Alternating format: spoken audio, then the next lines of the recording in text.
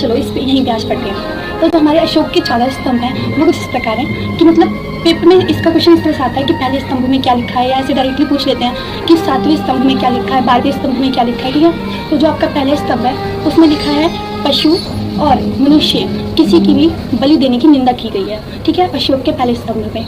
और जो दूसरा स्तंभ है उसमें कहा गया है कि पशु के लिए और मनुष्यों के लिए चिकित्सालय होना आवश्यक है। देखो ये बात अशोक ने बहुत साल पहले कह दी थी और हम आज के समय में भी मतलब आज के समय में इसकी कितनी प्रासंगिकता है। और जो तीसरा अशोक स्तंभ है उस पर क्या लिखा हुआ है कि हर 5 वर्ष पे जो भी कोई मंत्री है, मतलब उन्होंने अपने राज्य में लिखवाया था अपने टाइम पर कि ऐसे रूल्स हैं कि हर 5 साल पे कोई ना कोई मंत्री जा करके चेक करेगा कि सब लोग ठीक हैं, खुश हैं कि नहीं जनता।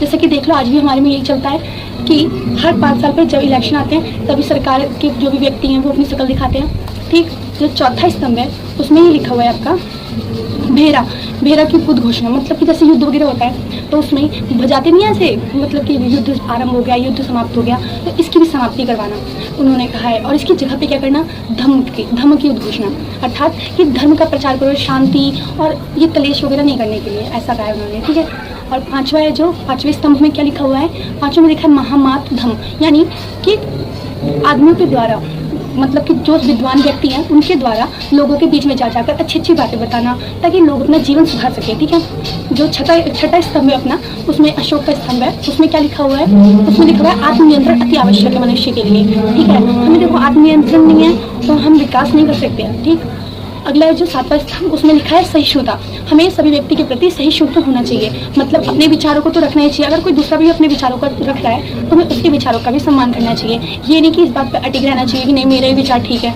तटस्थता अपने विचारों में सुधर रखना चाहिए। अगला है जो 8वें स्तंभ में लिखा हुआ है धम्म यात्रा, अर्थात धर्म की यात्रा करनी चाहिए, मतलब जो भी युद्ध वगैरह, मतलब जो युद्ध वगैरह करते हैं तो इन सब चीज़ों से दूर रहें, यात्रा करें अच्छी जगह। मतलब वो इस टाइम पे कहाँ पे यात्रा करने गए थे, बौद्ध गया, कुशीनगर, ऐसी जगहों पे यात्रा करने गए थे कौन, अशोक। ठीक है, जो अगला है 9वां स्तंभ में क्या लिखा हुआ है, 9वें में लिखा हुआ है समारोह की निंदा की गई है 9वें स्तंभ में, कि जो भी हम पैसे वगैरह खर्च करते हैं कि कोई समारोह करने के चक्कर में, जैसे किसी की बेटी की शादी है तो उसने ये समारोह में पैसे खर्च कर दिए, तो ये क्या है, मतलब वेस्टेज, इसकी जगह आप किसी गरीब की मदद कर दो। तो उन्होंने अपने टाइम से ये चीज़ मतलब बंद करवा दी थी। ठीक, 10वें स्तंभ में क्या लिखा हुआ है, 10वें स्तंभ में लिखा है कि ख्याति से और गौरव से दूर रहें, अर्थात ज़्यादा अपने मतलब फेमस होने के लिए, फेम के लिए ज़्यादा पीछे ना भागें।